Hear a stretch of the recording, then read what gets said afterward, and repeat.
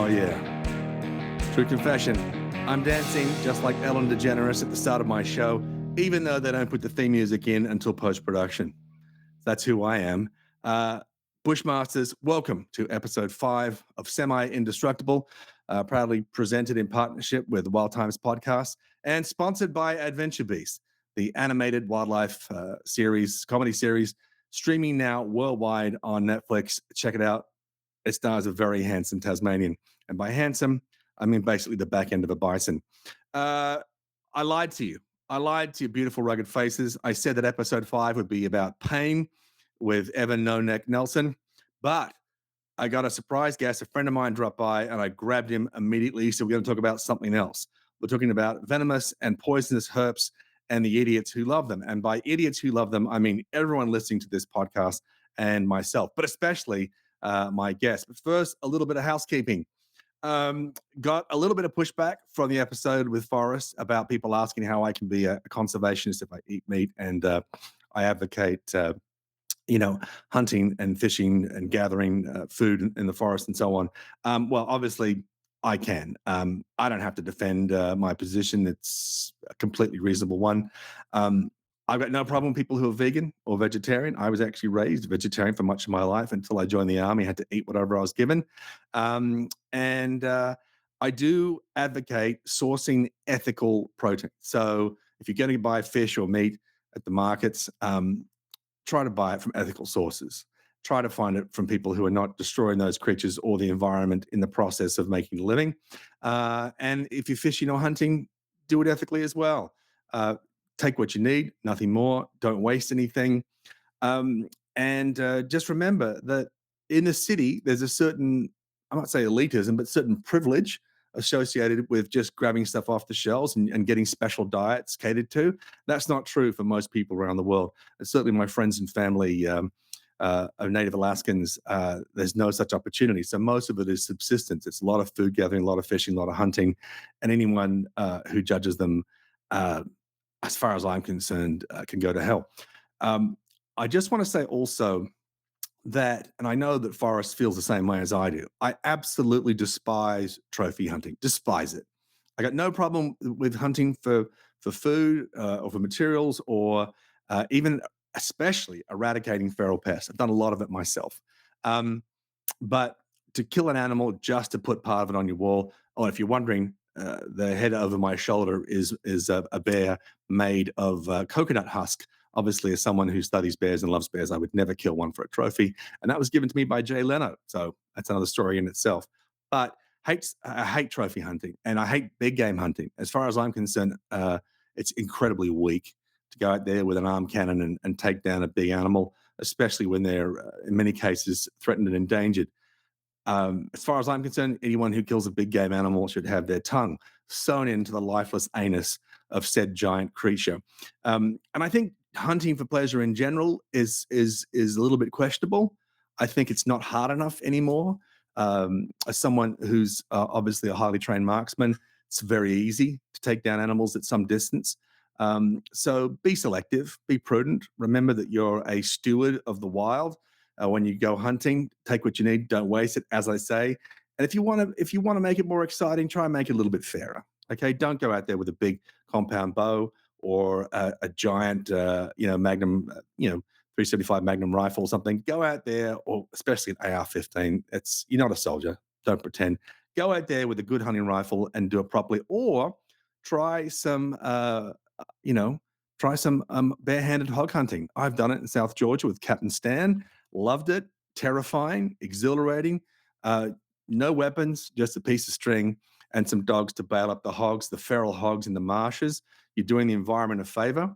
And if you don't have that opportunity, I like to think of it as a lucky dip. Put a bunch of random things in a bag. Whatever you pull out, that's what you got to hunt with. Whether it's a Sykes Fairbairn killing dagger or a stapler, you just got to go for it. The point is, if you don't have a chance of being hurt or killed, is it really that exciting? But absolutely support people who hunt and gather food for subsistence. And if you don't like that about me, that's okay. Hey guys, if you're enjoying, guys, if you like the Wild Times, check us out on Patreon. We put out 4 extra podcasts per month. That's one commute a week that you're just going to be laughing and learning the whole time in the car. Hey, let me do something else.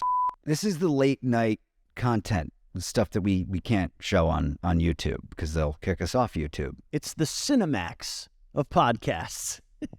Uncensored, raw dog.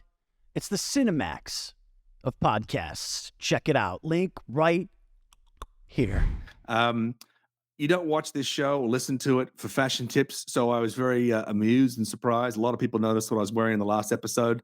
It was the Salute to Service hoodie for the Kansas City Chiefs. People accusing me of jumping on the bandwagon of the current Super Bowl champions. So it gave me a laugh. Now, it's an older garment. Here it is here. I've had it for quite a few years. They put out one of these every year, and some of the new ones much nicer. But what's happened is had a number of my service patches sewn onto it. These are my old parachute wings. That's the original insignia of my unit, 3RAR Para, the paratroopers in Australia from World War II. And then this is the Rising Sun badge, or what's accurately the Palisade of Bayonets of the Australian Army.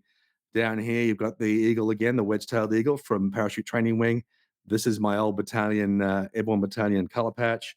And down here is the Royal Australian Infantry patch. You see there the kangaroo with the rifles and, duty first. Duty first. That's the motto there.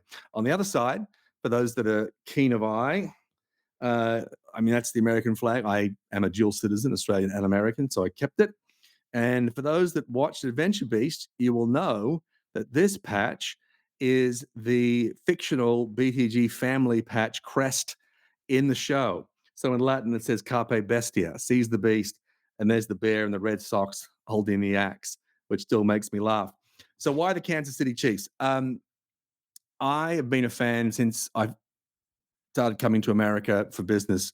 After I left the military, I did do a recon trip for a military exercise in Hawaii with the Rangers. My unit and the Rangers used to team up. It still do. I think it's called Tropic Lightning. They do it every year. But other than that, I didn't start coming to America for business until the mid 90s. And then I wrote my first successful book, The Blue Day book. I think I've got a copy here. It's a humorous little gift book about perspective on life when things go wrong. And so I tried to sell that everywhere. And I didn't get a publisher in Australia or New Zealand or the UK. And dozens of publishers in America said no. And then two publishers made a small offer. One was in San Francisco and one was in Kansas City. I asked my agent at the time who had the best editor. They said Kansas City, the woman called Chris Schillig. And so the deal was forged. And that was in 1998. So I've been coming to America for about 4 or 5 years, every year to pitch. But I did my first deal in 98. The book came out in 99. And I loved American football, didn't understand it. I played rugby for the Army, as most of you know, but I gradually fell in love with it. And I had to pick a team. And so I picked the team that I had a genuine connection with in the US. Had I not done the deal in Kansas City, I would have picked a team in Hawaii because of the military exchanges, but is no team in Hawaii. So I picked the Kansas City Chiefs and have had such a wonderful history of supporting this club. We're obviously salad days right now, won another Super Bowl, just incredible for many decades, very much a lower middle of the team, a middle of the pack team. But I have a great love and a passion for Kansas City, the people there who got my career started, and I owe them so much. And I'm very proud to be a fan of the Kansas City Chiefs. I'm loving that we're on top right now, but I loved them when we weren't on top. If you want tips on what to do when you visit Kansas City, leave some notes in the comments on whatever platform you're watching or listening. I'll tell you. But I can tell you right now, Bryant's Barbecue, Joe's Stroud's Chicken, unbelievable place. Beautiful art galleries there. The most fountains in any city in the world outside of Rome. That's why it's called Fountain City. Not a lot of people know that. And of course, the Chiefs, Arrowhead Stadium is very special. And when I had my first New York Times bestseller, the president of the there you go, they're calling me now. The president of my publisher, Andrews McMill Publishing, John McMill, called me in. He passed away a couple of years ago. He was a great friend. And he called me into his office and he was congratulating me on this career achievement. And he said, "Is there anything you'd like?" And I said, "Well, I'd like 2 tickets to any Chiefs game going forward." And he said, "Done." And so I have gone to so many Chiefs games around the US. But these days, with the family, not as easy to travel. I only go to home games in Kansas City in Arrowhead. So it's a very special part of my life. I've been lucky to be on the field a few times at Arrowhead as part of Make a Wish Foundation projects, and I got to speak at Derek Thomas's foundation and encourage literacy with children. So I go back with the Chiefs to the late 90s and certainly for the 2000s. I've only been a fan for, I guess, 25 years.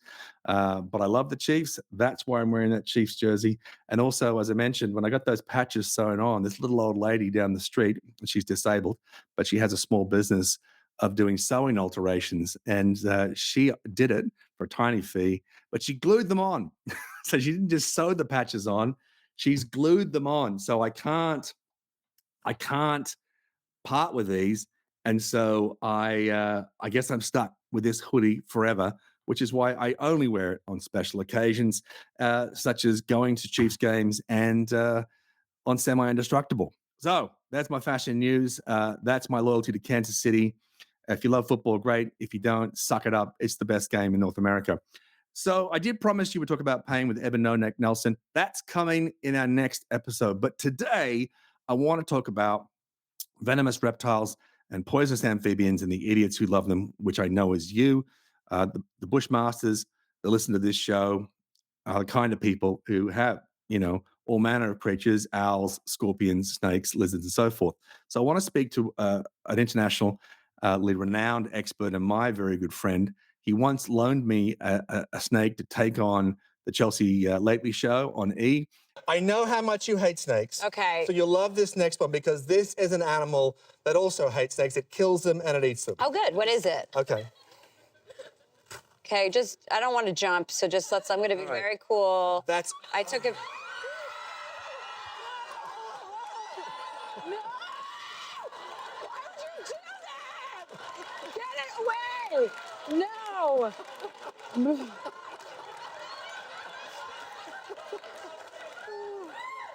And it bit me in the nuts. And he enjoyed that story. And we've been friends ever since. I'll tell you how we met. It was a guy called Mike D. And Mike D is a legend in wildlife conservation. He's a great friend who passed away a few years ago. And if you watched Little Giants on Animal Planet, the snake hook I carry with me on every episode was actually bequeathed to me by Mike when he passed away. So that was a little nod to Mike, even though it was a vintage snake hook made from a golf club and not really strong enough for the snakes we were trying to get. I carried it on that show just to honor his memory. When Mike was drafted into the Army for the Vietnam War, he initially served as a military policeman in White Sands in New Mexico. And what was funny for me is that he wasn't issued a sidearm, which makes no sense at all. So now no love for military policemen. I say that with a bit of tongue in cheek. Obviously, I respect them. But as a former soldier, I had mixed feelings about them, although they were very good to me once. I had a huge night out with the lads, came back, vomited in the taxi. The taxi took me to the guard room, and I was, obviously, just completely jellified with drunkenness. Couldn't do much or say much. Took me to the guard room to see the MPs and said, "This man puked in my cab, and I need some sort of reparation." And they looked at my uniform and saw that I was a paratrooper officer and just said, "No, have a good night, sir, on your way." So they helped me out there. So I've got mixed feelings about them. They've always been party poopers, but also been the kind of men you need to keep you safe and keep things running properly. Mike was an MP. And when he was at White Sands and didn't have a sidearm, he's getting people to stop before they entered the restricted area. And a lot of them would blow past him. What's he going to do? Call your names. So Mike, being Mike, would go out and catch snakes in the surrounding area. And anyone who's been in New Mexico know there are plenty of venomous snakes.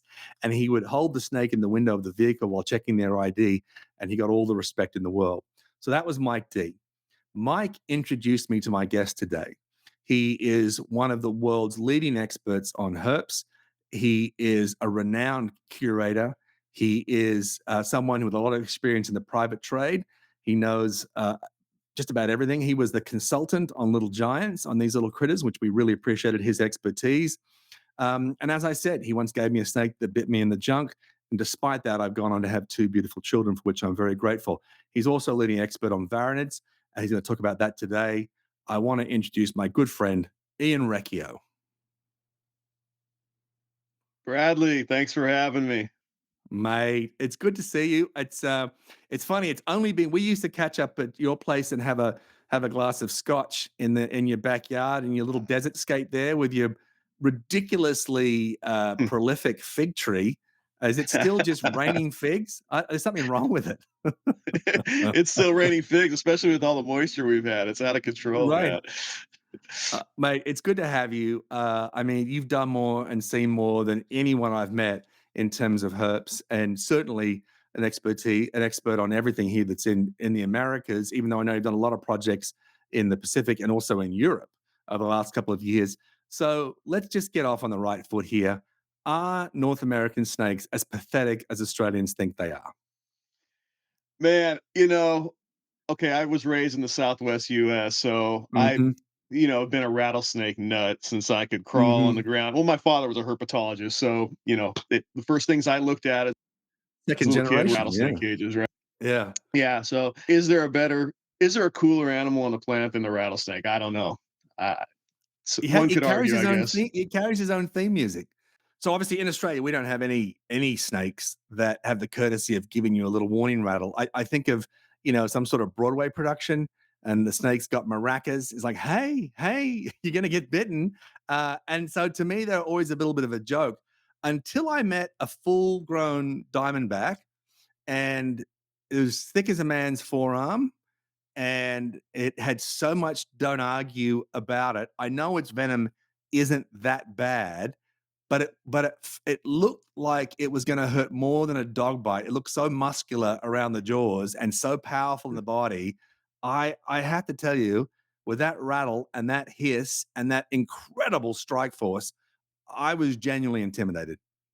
I mean, they're one of the great creatures on the planet for sure. I mean, what other animals have a noise making device as a warning? It's Ben Franklin used it on one of our military flags, right? It's all about don't tread on us. We're giving you a warning. Yeah, You mess around yeah, and you get the whole fang, right? So yeah, yeah. and Western Diamondbacks, they do. I mean, as venom goes within the rattlesnake group, it's not exactly off the charts, but the yield is massive. It can be a huge rattlesnake. So the one that you introduced me to, and the photo behind you tells the story. Mhm. The one you introduced me to that I thought was very impressive is the rattleless rattlesnake. Tell us about that because that's quite insidious. Yeah, it's a wonderful animal as well. I mean, I've spent a ton of time in Mexico, many years in my professional life and also in my private herping life. And the the the island, that picture that I have behind me, is Catalan or Santa Catalina Island, and not the one off the coast of California, but the one off the coast of Baja California. It's situated near Laredo in the Sea of Cortez, and it's a pretty far out at sea. The animals on that island are almost all of the herps out there are unique to that island. It's been isolated for a long time. And the coolest herp out there is this rattlesnake that's kind of gone through this evolutionary regression where it no longer needs a rattle. It still produces a segment of rattle every time it sheds its skin, like a rattlesnake does. But instead of holding on to those segments and creating this noise making, this maraca, you get nothing. It just falls off every shed. So you have this kind of stubby tailed rattlesnake. It still has venom, still has fangs, but it's Does it evolved independently. does it still shake its tail as a warning, or does it even stop doing that? Indeed, it does, and that's what's cool about so many other snakes Ah, shake their tail as a warning, right? But the yeah, yeah, rattlesnakes yeah. took that to another level. What are these snakes? I mean, is it marine birds? Is it rodents? What are they eating on this island? Well, it's been a topic of debate for many years, and we kind of started. I started a project where we would keep like a stud book and a breeding program because the Catalina rattlesnake is critically endangered, Mm. and Is it what only we found on it, this one island? Is it only on this island? only on this tiny island, and Crazy. because it's kind of long and lanky, the complete opposite of what most rattlesnakes are, not like the Yeah. diamondback you were describing Big earlier. chunky thing, yeah. Yeah, it was thought that they had evolved this kind of slender bill to crawl up into trees and eat birds, and there are trees on the island. They're, Sure. elephant trees. And there are other snakes around the world that have evolved that way, become Mhm. bird specialists, even though they're not really built for it. You would Yeah. have thought. Yeah, and if you read some of the textbooks on that species, it's like, oh, they probably eat birds. But after we had collected some with the permission of the Mexican government, and we're looking at the fecal matter, it was clear that they're eating mostly lizards. Um, Oh, and in captivity, they love mice, so they're eating rodents. I'm sure on the island, but we did find them in the trees. They do climb in the trees. I mean, then, so but do they what? So eat what? birds? Yeah. So they're probably they're basically up game for almost anything. But why else? This is a curious question. It's not earth shattering, but why would a snake that generally eats terrestrial, ground prey, why would they be in the tree? Is it just to escape other predators, or is it to get out of the sun, or what would be the advantage of being in a tree if you're primarily a ground predator? You know, here's something else that was part of this, and again, not we don't know a lot about this snake, but a lot of the lizards that it feeds on were also in the trees. And so the idea is Ah, it had to become partially arboreal to acquire prey, and having the noise making device, rattling around in the elephant tree as it's trying to ambush prey probably wasn't advantageous, right? So this is no. where kind of the whole evolution happened. And this is theory. There's some grad student needs to go out there and really study the snake and tell us what's Oh. really going on. There you go. Bushmasters, that Ian's laid down a challenge. There's got to be some Herp undergraduates here. Get out there and do it. And if you need to get in contact with Ian because you've genuinely got a paper to write, I could probably hook you up, but it'll Yeah. cost you scotch and figs and cigars. That's the way we do this. Um, Boom. so this is classic Darwinism. I mean, we get this sort of genetic endemism, from little islands and remote forests and all sorts of things all the time. But in this instance, I'm fascinated because, correct me if I'm wrong, your regular rattlesnake in the Mojave, just out the back of both of us here, that's not climbing a tree, is it? Generally, when we talk about rattlesnakes, we think of them as being pretty terrestrial and ground dwelling, and that's true. They're But heavy set. They look like a condom full of hamburgers. I mean, this is not a live snake. yeah, and I mean that's most of them will find hunkered down in the sand or in a rock pile, or and that's what they do. That's what they're built for. But we're finding out more and more. We're learning, timber rattlesnakes are often found up in trees, in the Northeast United States. So yeah, we're learning more Mm, and more. And if being ectotherms are looking for those perfect temperature gradients. So I've seen Mojave rattlesnakes and sidewinders up in you have. bushes. Yeah, just whether they're looking for prey or finding that perfect hot spot, who knows? But definitely high enough in the bush that it definitely had to climb up and didn't just get in the lower branches and wriggle around a little Yeah, bit. It definitely climbed it.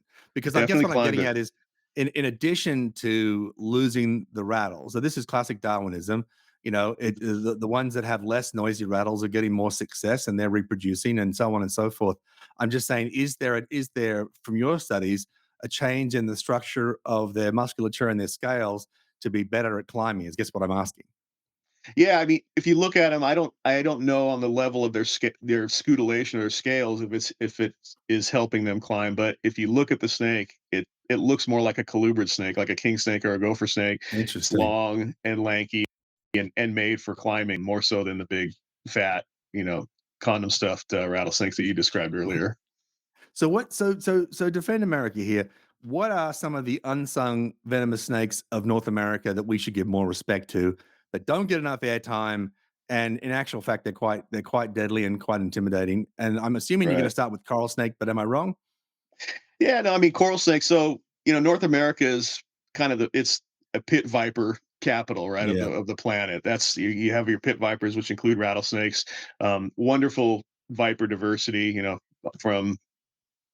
From Canada south all the way into Mexico, and Mexico is kind of like the birthplace of rattlesnakes. So really. they're my favorite. They're my favorite, hands down. There's some wonderful coral snakes that are found throughout the North America, Central and South America. They're very secretive. They're shy. Folks don't often encounter them. And they're an elapid snake. They're similar in habits and morphology as snakes that we find in Australia and Africa and the old world as well. Mm. The What about cottonmouths? Cottonmouths always Yeah. intrigue me because you can find them in a number of places where you're not expecting a venomous snake. and you're having a swim. You do a little bit of fishing, and a lot of water snakes that I've come across, and correct me if I'm wrong, it's not a big deal to take a bite. But a cottonmouth is a fair bit of don't argue. Yeah, I mean, cottonmouths kind of have a bad rap. They're common where they're found in the southern U.S. Uh-oh, am I back? Yeah, you're back. Sorry. You left because you were ashamed of how feeble the bites were of American venomous snakes. Yeah, I mean, cottonmouths are not the most dangerous snake around, but they're willing to bite. People encounter them frequently because they're common, like I was saying. And if living in the South, you've probably seen or run into a cottonmouth. They put on this wonderful threat display with their mouth open and showing the whites of their mouth. So yeah, they are what they are, but they're by no means this deadly, killer that some people think No. they are. No. And I have to say, the white mouth is pretty intimidating. The other one that reminds me you have in your collection also is the black mamba, and that just obsidian void inside that mouth. Yeah, because most people who haven't seen a black mamba are probably mistaken in thinking that the snake Yeah. itself is black. It's not. It's kind of a what they can be sort of a Kind of gray. Yeah, kind of a slate gray. Yeah. Yeah, it's kind of unimpressive. And then they open this mouth, and it's basically a black hole with fangs, and it's just like holy shit. And it's a very fast snake, and it can be a fairly aggressive snake when you provoke it, right? Yeah. Yeah, I mean, I've worked with a number of mamba species. There's only a few species of mambas, but the blacks, are the biggest, the most aggressive. Um, and I hate to use that word with snakes because it's used way too frequently, but they're highly defensive. They're willing to bite you if they're nervous, right? Yeah, it's And offense. yeah, It's offense as defense is what it really is, right? When we say aggression, there's not a single snake other than say a couple of large pythons that actually want to yeah, eat you. The rest of it, it's the ones that we call quote aggressive, are yeah. offense as defense. Yeah, 99% of your snake, and I get this all the time. Oh, the snake chased me. No, it fled from you wildly towards you, and you interpret that as it's chasing you, It right? retreated towards the enemy. Yeah. But that being I said, you yeah. bring out the black mamba. I mean, there's no snake that makes my butt pucker more than a black mamba, and I have had them go on the offensive as Yeah. defense, and it's scary. See what I find intimidating about the black mamba is it's a very fast snake, and it's very agile, trees, ground, it's moving quick. Yeah, Um, and there's so much of it. It's like the garden hose of hate. It's a huge long thing. So, it doesn't have a huge lunge relative to its size, but because it's so big, it's plenty. Um, I have never been chased by a black mamba, so I'm not going to argue with whether or not it's a butt puckering, but I'm gonna believe you because you've had a lot of moments with deadly reptiles. Hey, Brosters, thank you for being loyal subscribers. We appreciate everything that you do. And now we have a membership offer for you. I think you can get ad-free episodes, I heard. That's pretty big. Ad-free's big, but you can also get your comments looked at so we don't have to sift through the millions. How do you do that? There. Is there some sort of badge system? There's a badge system, a loyalty badge. Boom. Shows up next to your name in the comments. Boom. We read the comment. All this badge talks make I'm going to the badge store. He's going to You're get a a badge. badger. He's gonna buy one. Didn't earn it. He's gonna buy one. He did a fake leave. I assumed Kyle would know to cut Embarrassing. on the motion. All right, let's cut now. That's our ad. My moment, the snake that I would say is number one on my list is the coastal taipan in northern Queensland. It's obviously the venom is off the charts. It's got like a 3 million LD rating. So that's when you talk about the most venomous rattlesnake in California, like a green Mojave, it's like what 70,000. So incredibly venomous. But I was chased with a group of soldiers. We're at a trailer park in North Queensland. We were given a few hours to clean up. We were doing a military exercise in the rainforest there, and we'd finished one stint of a few weeks, and we were allowed to go to this. The army had rented half of this trailer park in the shower blocks. We go cleaned up and put on new fatigues, have a meal before going out for a different phase, for a different type of training somewhere else. And because there were civilians in the trailer park, we had to hand in all our weapons to the armorer, our assault rifles, our handguns, our grenades, even our killing knives. Everything was gone and nothing. So we go and have a shower. I got those little shitty military issue towels that actually you're wetter after you've dried yourself off. Somehow you're wetter. And we come out in our flip flops, in our government issue flip flops of the shower. There's this conga line of hygiene, and we come out, and an eastern or coastal taipan comes out from one of these trailers that was mounted up on cavity bricks, and just comes straight out, minding its business, and nothing had to be done, and we all just stood back to give it a little bit of space. And one of us, whose name I have deliberately forgotten, so I don't have to think about how stupid he is, picked up one of these cavity bricks or a masonry. I think it's called an SMU or MSU or whatever they call them here. You know, these hollow bricks, concrete things. What do you call them in America? A cinder block. Cinder block. He picks up a cinder block and throws it at this, sort of 7-foot taipan. He throws it at it. It just ducks like some sort of martial arts expert, and then came straight. There's 6 of us, came straight for us, and we ran away like terrified ballerinas in our towels. It just came straight for us, and I just, obviously the bite would have been potentially fatal. I mean, we have a lot more anti-venom now than we used to in those days. But yeah, I would say Eastern Taipan's number one on my list. But, and this is a point I wanted to discuss with you, because it's kind of like people talking about muscle cars, and this has got this big engine, this engine's bigger, and da da da. But they're still not necessarily the fastest cars in the world. Some of the fastest cars in the world now are now electric. So it's a misleading comparison. We talk about the LD50, the lethal dose 50, which for those who don't know is the old school way of measuring the potency of snake venom. And you say, okay, you get one bite of this. How small can you divide it amongst how many mice, where that little tiny fraction of the bite or the venom would get to the point where the mice are 50-50 chance of living or dying. That's the point of lethality, right? And so one bite from, theoretically, a green Mojave rattler, 70,000 mice, potentially. 3 million for the Eastern Taipan. And it's an aggressive snake. But if you look at the snakes that are actually killing people, and it's 50,000 people a year, by the way, none of these rock star snakes are on that list, are they? So, which is the more dangerous snake? Yeah, I mean, when you talk about lethal bites from species like taipans and Mojave greens, I mean, the if they're untreated, the end result is often fatal, right? So with a human, so what's the difference whether somebody drops a piano on your head from, Right. 5 stories like a taipan, or drops a bowling ball if it hits the mark? The end Right. result's the same. So, and yeah, taipans are aggressive. I've had similar experiences that you describe with taipans. They're no joke. But when you talk about lethal bites worldwide, it's common species that occur in rural areas where there's not good treatment available. There's Sure. the Russell's viper is one that comes to mind. It's responsible for thousands of deaths a year. Puff adders. Puff adder's another one. Yeah. Yeah. Yep. And interesting about both of those snakes is they're the opposite of what we're talking about with taipans. Taipans, fast-moving mambas, fast-moving aggressive snakes in the active hunting. We're talking about if you could basically take a landmine and turn it into a snake, Yeah. those species are that, right? And if you Perfect. don't, Yeah. Perfect analogy. yeah. And I say that as a landmine warfare instructor. That's how I think of them. And we were in Africa in the Karoo, and there's all these puff adders.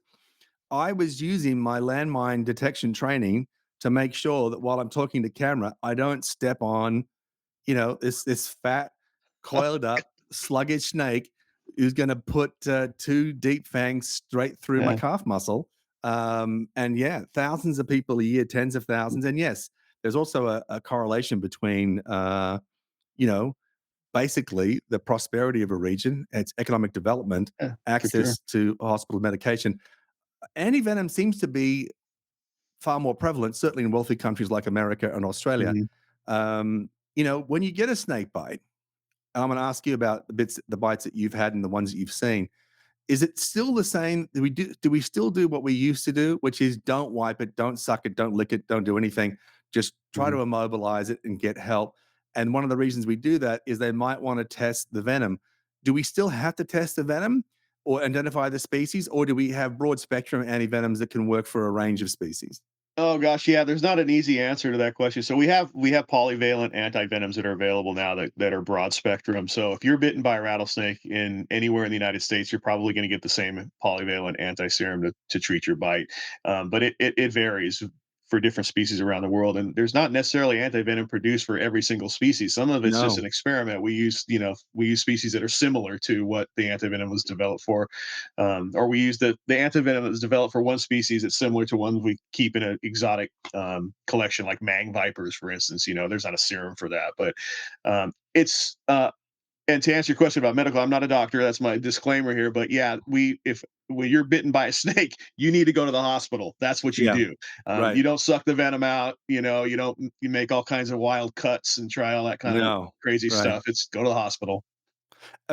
Just educate me. Mang vipers, are these ones that I love? Those green ones from the mountains of China? Is that the mang viper? What's Yeah, that? yeah, Love. they were described to science just a few years ago, I mean 20, 25 years ago, something like that. And it was really amazing that this 8 foot long Mm, this eight mm, foot long snake was unknown to modern science in the jungles of southern China. right. And and by the time we actually described it and learned something about it, it's critically endangered, which is the Shit. sad side of the It's story. it's Yeah, gotta be one of the most beautiful snakes I've ever seen. 100%, It's one of my favorites. just gorgeous. Do you have a favorite? Oh man, I'm still a rattlesnake nut. If you haven't figured that out by now, I Oh, just, I know. I know who you are. it's But I yeah, mean, but even I see if you and you can those that are on watching this on YouTube, you can see Ian's handle there on his image. Look under rocks, all one word. Under rocks, just 1 hour in the middle because I don't know, Toys R Us.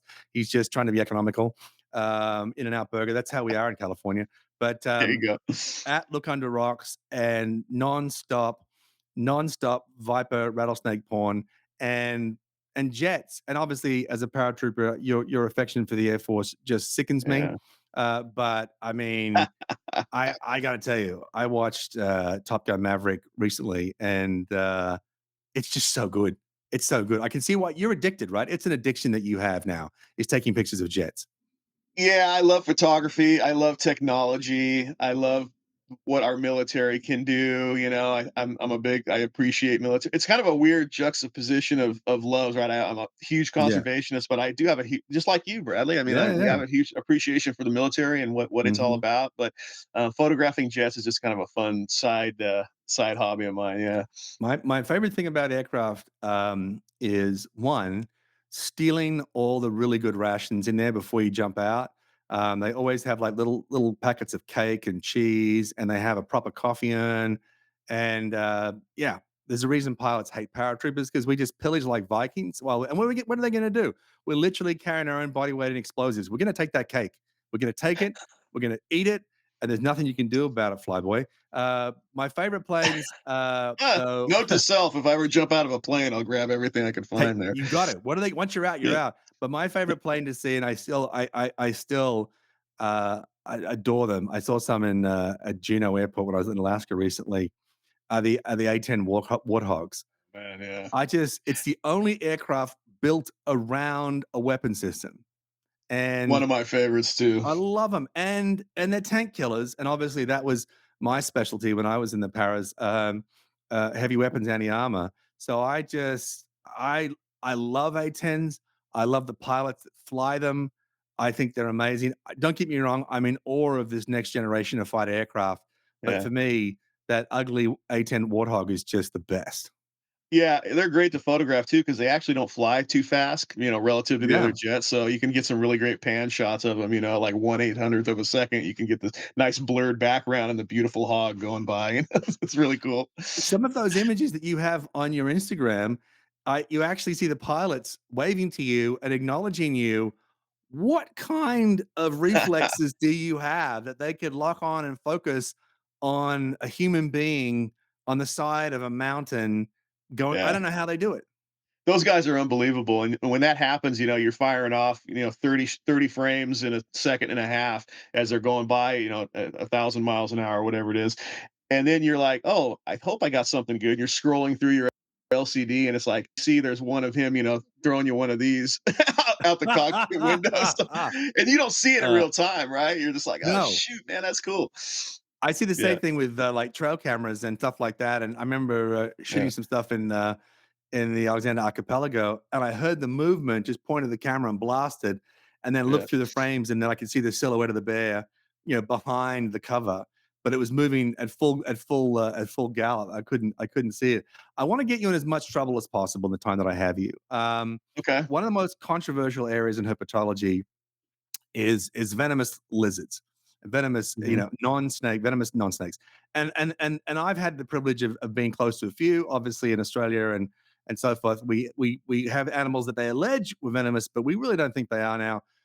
I've had access in Asia to things like venomous shrews, and that was really interesting because it's a gland that secretes in the saliva. They bite. It's kind of a numbing thing. I had one of those in Laos, another one in Thailand. They're quite common in that area. And then, of course, there are venomous primates. There's one, the little pygmy loris. And what it does is it takes the poison secretion from a gland on its forearm, licks it. Now it's all over its teeth. So it's biting you with the teeth that are covered in poison. So by definition, it's venomous. In the same way, Spanish newts. They have the glands on the side, but their barb ribs come out of the skin, punch through the gland, and now you've been envenomated. So it's a little Okay. bit of an iffy definition. It's not the same way as being injected by, say, a rattlesnake, where this thing is just Mhm. a hypodermic syringe with a face pumping this stuff into your body. Um, you are the undisputed expert on varanids. You're the Komodo king. uh, Yeah, okay. I've heard a lot of talk about them having venom. It's something I was taught a long time ago. Mhm. Then I was taught the bacteria on its teeth somehow cause um, instant degradation of the cells, and it starts to rot away and die of gangrene within minutes. What is the truth about that? Because I know you've done some Mhm. tests. Yeah, it's a bit of a controversial subject among herpetologists. I mean, I'll say, and folks on both sides can make great arguments. Um, when it comes to venomous lizards, I consider heloderms or Gila monsters and beaded lizards to be truly venomous lizards. They have they've evolved a delivery system with a grooved tooth. They have a venom gland, and if you're bitten by a Gila monster or beaded lizard, which I have not, but I know several people that have, Yeah. there's no doubt about the venom that has just been It's an pushed into your wound. it's an ugly bite. It looks ugly and painful. It's ugly and painful, and it's a venom that was probably evolved to be a defense mechanism more than a prey stopping mechanism because and we know that it's extremely painful right off the bat, and it's one of those things where if you're a coyote and you're trying to kill a Gila monster and it bites you on one of your limbs, you get immediate pain, and you'll never forget that black and orange lizard is something not to f with ever Mm, again. So there's that. yeah, valid. I mean, as far yeah, the verbs. I mean, so for you got to kind of look at, and I'm not a microbiologist or a chemist by any stretch of the imagination, but you look at varanids and you look at a Komodo dragon, for instance. It's an animal that seizes its prey like a great white shark. And does it need venom? Does a great white Mm, shark need venom? You know, valid. so and saliva, okay, venom is venom glands are modified salivary glands. So Right. there's kind of some gray area, and folks can kind of go on either side there, and you can look at toxic saliva and go, is that venom? Just like you were describing in some of your descriptions of some of those other animals. It's like, yeah, I mean, human bites are horribly infectious. You're right. If you Oh, get bit one by of a the person, worst. usually One of the one of the worst. worst. Yeah. Yeah, so the whole Komodo dragon venomous thing, I mean, again, I'm not gonna say I don't believe that they're truly venomous. Do they have toxic saliva that's on the verge of crossing that venom line? Maybe. And I'll probably get some pushback on this whole thing. But again, we've at my facility years ago, we hatched out a lot of Komodo dragons, and I had baby Komodos, and we swabbed their mouth for the virulent bacteria, right? And they had no bacteria. So before they came out of the egg, they had not eaten anything straight out of the Right. egg. Do they have? Is it something that they is it an innate deal with Komodos? They have this bacteria, and we Right. swabbed their and came back with nothing. So it was they acquire bacteria. Um, we're thinking now that maybe that doesn't even really play a big role in their prey No. acquisition. That it's just they tear the meat off and they kill you, and Yeah. that's what they do. I've been nipped by baby komodos that have eaten and should have bacteria. If they have venom right off the bat, like they should be born with, like other venomous snakes and lizards, And yeah, I many had no venomous reaction to it. Well, this is the thing I wanted to ask you because, and correct me if I'm wrong, but we both know that I'm right, and that is that venomous snakes come out punching above their weight because it is the Yeah. number one time in their life when they're most vulnerable. So they come out with, in some cases, more powerful venom than they'll have as an adult. True or false? Well, so that's another big complicated subject. I'll try to simplify it. I mean, we know now that, and there's tons of study that still needs to be done, but some species of snakes, they have what's called an ontogenetic change in their venom composition. And because snakes venom has evolved to stop prey for them to acquire prey.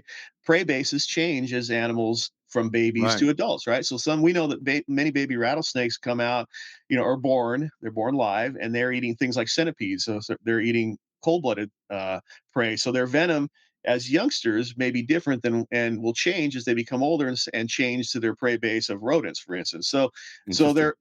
there can be more potent venom. There is kind of, it's one of those like urban legends or myths about, Sure, oh, the sure, baby sure, sure, snake's sure. venom is much more potent. Well, it No, could yes. be, or it could be not, depending on the prey base and what the venom's evolved for.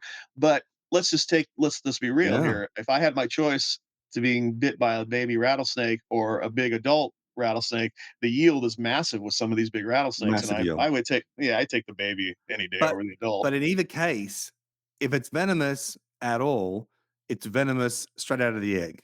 Straight out of the egg, straight out of, live born So like a rattlesnake.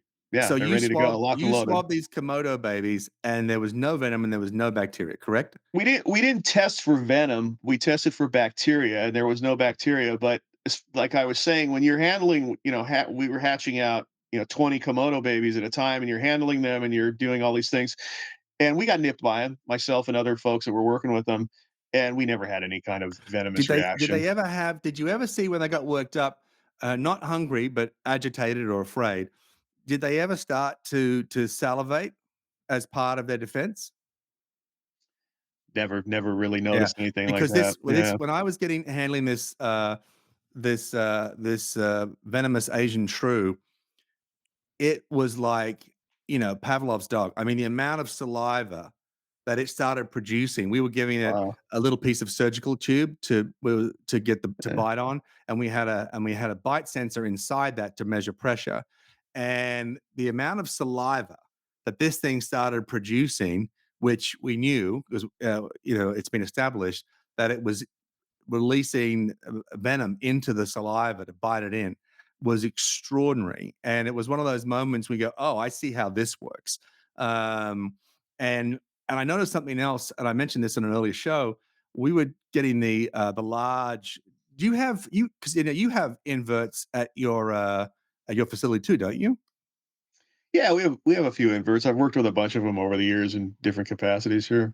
So we were these little I say little, it's Demon variegatus, the largest of the ambler pigeons, this big whip scorpion. Yeah. And what we found, and they said, "Oh, they're not venomous, they're not venomous." But what I found, and we filmed, was as it got agitated while we're trying to do these tests, we're measuring its strength and all sorts of these tiny little instruments we got from USC. It got agitated. It started to spit up this stomach acid, and then it was getting onto its spiky pedipalps. So now the spiky pedipalps are covered in this acid. And then Wow. one of them, as Billy mentioned in the last show, I did a classic, field hack. I caught one in this cave, and then I didn't have anywhere to put it, so I put its butt in my mouth, and I'm trying to Yeah. grab the other one, and it got the inside of my nose. It cut the mucosa with its tiny little spikes, but but it had this acid on it. And look, it wasn't the end of the world, but it was immediately painful, like lemon in a paper cut type painful, and it caused significant bleeding. I mean, for a tiny Interesting. scratch, and my nose was just gushing with blood, like more than it deserved. Like I didn't get punched in the face or get gashed, and it just kept bleeding. And I'm just thinking there's so much to learn Yeah. about, this area. But I just, I mean, I would like to believe. Let me tell you a story. When I do in Little Giants, well, before that, for Fear Island, and then Animal Planet asked me to do a series called Chasing Giants, where we'd look for similar things like the bear we found up in Kutsnawu, which was an ancient hybrid and of glacial, it's polar bears and brown bears that got stuck there and blah, blah, blah. Yeah. And they said, let's go around the world and find these other giants, these anomalies, and trace their genetic lineage. That'll be a great show. And one of the animals I was looking into and I called you about were what's commonly known as a tree crocodile in Papua, in both Papua New Guinea and New Guinea.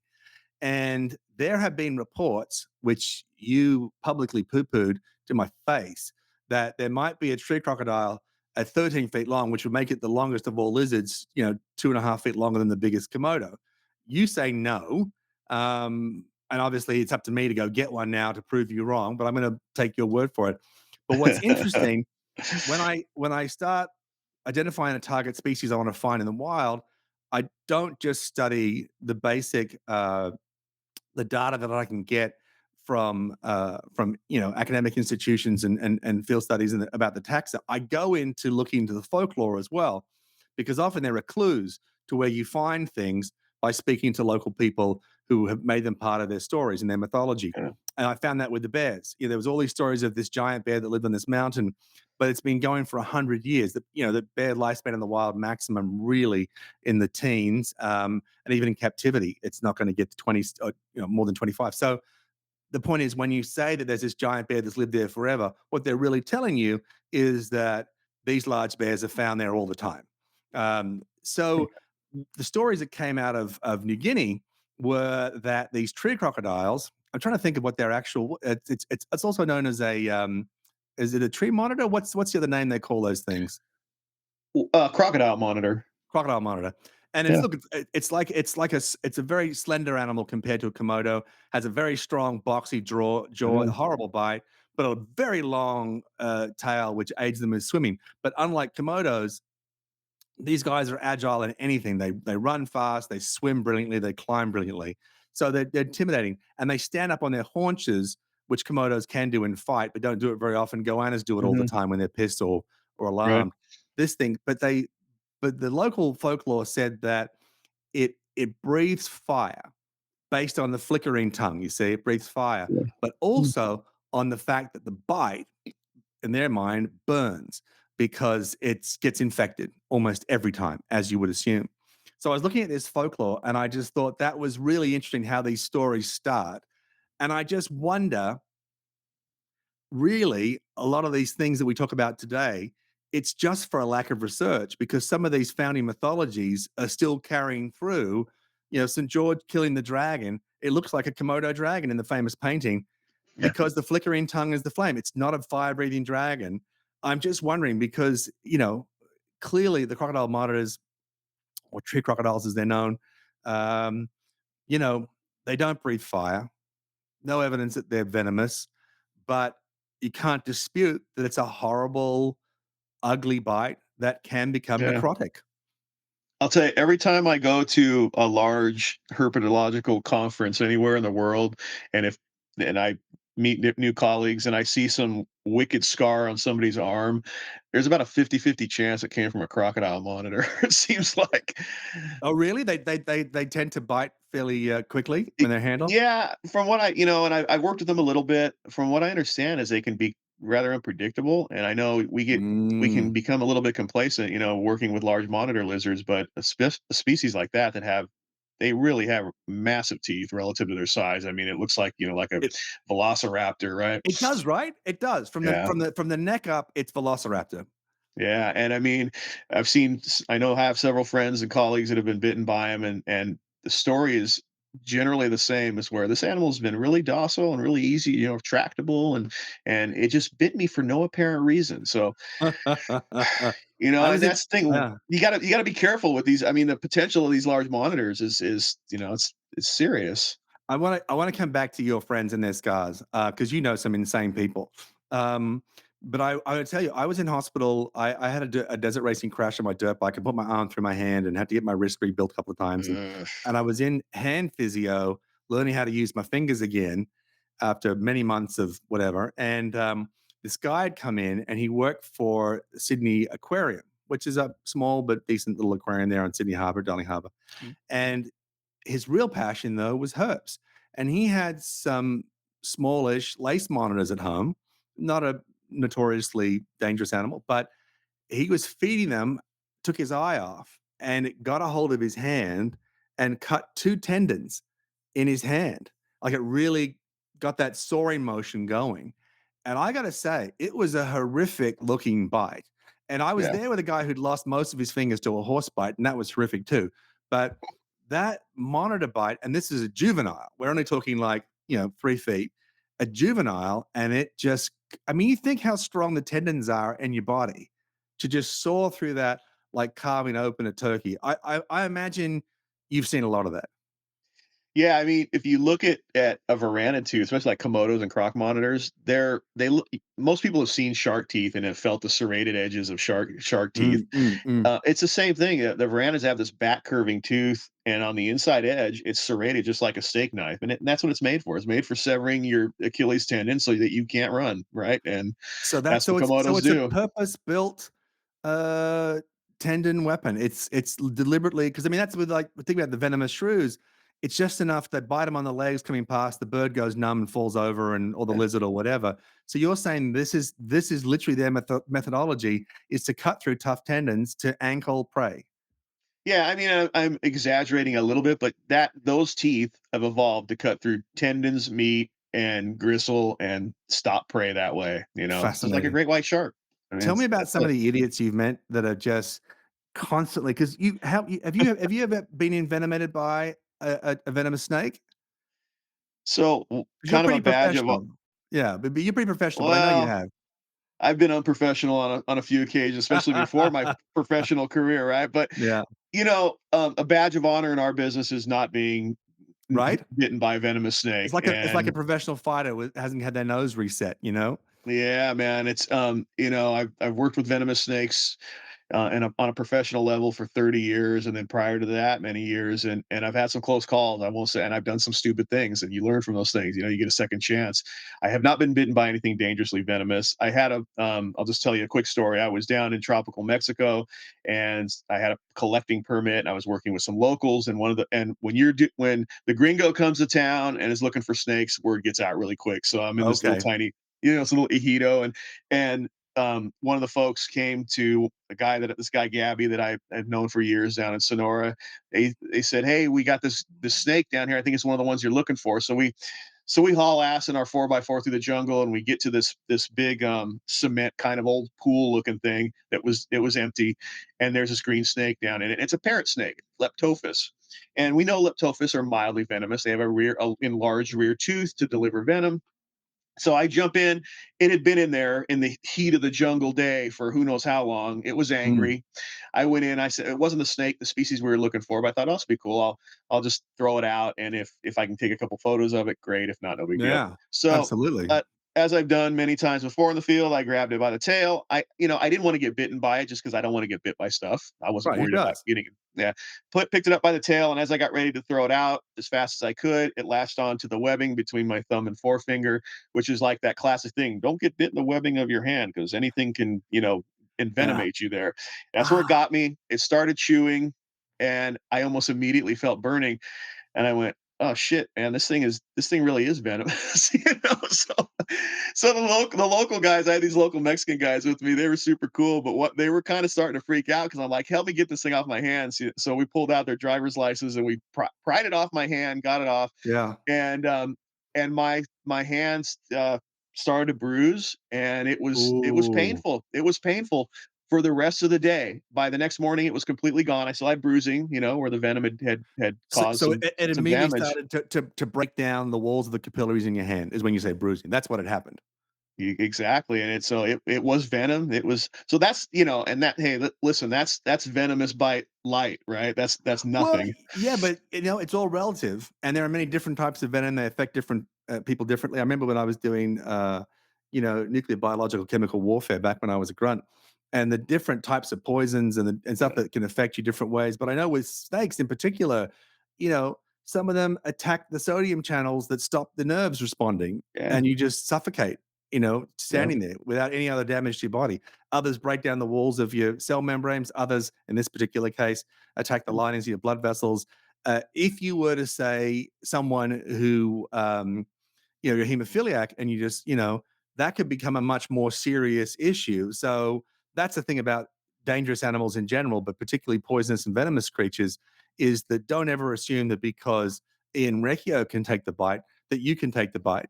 It just doesn't, and also I tell you what I get in the field all the time when you come up with locals, and it's kind of annoying both ways. They either say, "Oh no, that's fine, that's not venomous," when they don't know.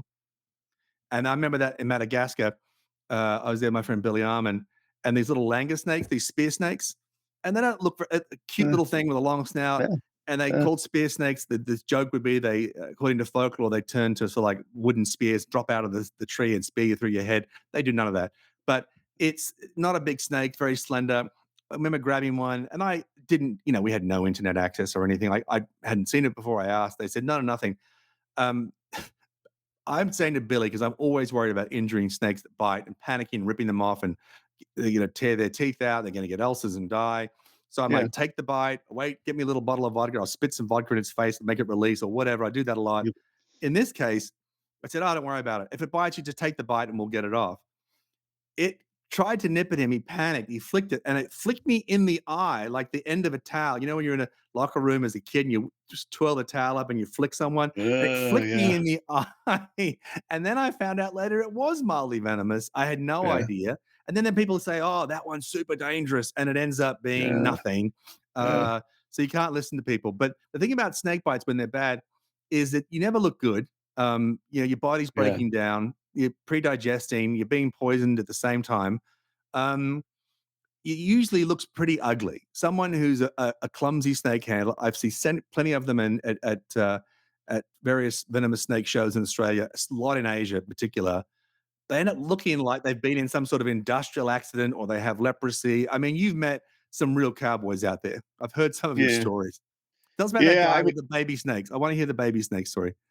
oh, is this the fellow with the cobras? I think that was. Yes. Yeah.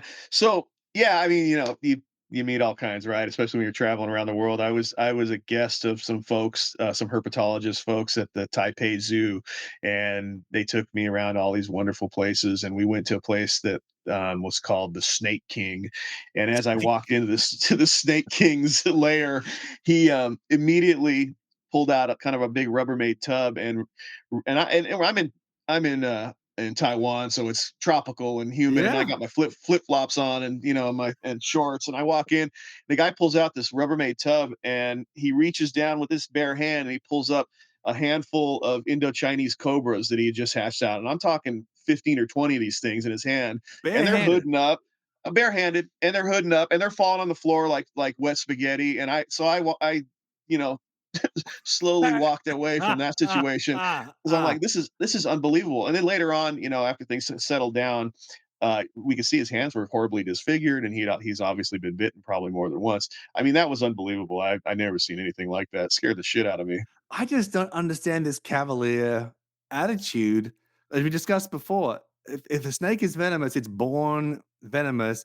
It's got plenty of hate spit, plenty of don't argue in Yeah, its mouth from the second it breathes our atmosphere. From the second, and it yeah. has no inkling as to what the world is gonna. You can't. I mean, I don't know. You look at someone like that, and like he is gonna die, right? It's eventually it's gonna be a bridge too far. What I understand later on is that he did die, and it was implied that it was from snake bite. I know of many people, not, well, I won't say many, but a handful of people that have been killed by venomous snakes, either for free handling or just not following the rules. And so it's no joke. I mean, No, there's great treatments out there. Thank God for anti venoms. That saves a lot of people's life, but um, I don't know, an ounce of no, prevention, right? I get it. Free handling and the same, which means ungloved, unprotected handling. Free handling is the same as basically free solo climbing. It's like there's a certain degree of skill and confidence that makes you Sure. perhaps more adept than others, but the risks are higher. And as they say, no great free solo climber ever died of old age, and that's probably going to be the same here. There Mate, you go. it's a joy talking to you. It feels weird not catch up in person, but thank you so Yeah. much for coming on the podcast. And mate, I hope you come back. Want to catch up with you. I'm sure we owe each other a glass of scotch and a cigar in your backyard.